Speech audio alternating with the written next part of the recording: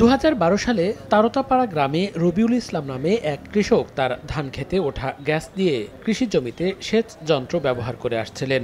এমন খবরে জামালপুরের জেলা প্রশাসন ওই গ্রামে গ্যাস পাওয়ার সম্ভাবনার কথা জানিয়ে পেট্রোবাংলা কর্তৃপক্ষকে লিখিতভাবে অবহিত করে। এরপর দ্বিমাত্রিক জরিপ কাজ শেষ করে 2017 সাল থেকে গ্যাস অনুসন্ধান প্রকল্পের কাজ শুরু করে পেট্রোবাংলা। জরিপ শেষে এখন চলছে গ্যাস অনুসন্ধান কাজ। এই কাজটা আমাদের যদি কোনো ট্রাবল না থাকে তাহলে আমাদের নির্ধারণ করা আছে 90 দিন। তো আমরা ইনশাল্লাহ এর ভিতরে চেষ্টা করব। আমরা পরবর্তীতে কিন্তু একটা ক্লোজ গ্রিড আমরা কিন্তু একটা 2D করেছি। তাছাড়া একটা জাপানিজ একটা কোম্পানি এখানে সাইসমিক সার্ভে করে এই এরিয়াতে, তারাও কিন্তু এখানে আমাদেরকে বলেছে যে এখানে একটা ভালো তেলেরও একটা লেয়ার আছে এবং গ্যাসেরও একটা স্যান্ড আছে।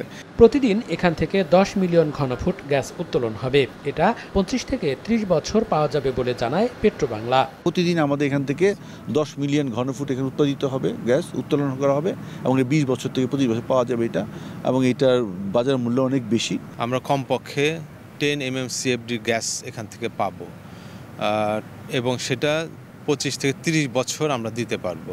আমাদের সার্ভে রিপোর্ট তাই বলে। প্রায় 6 একর জমির উপর এই প্রকল্পের ব্যয় ধরা হয়েছে 168 কোটি টাকা।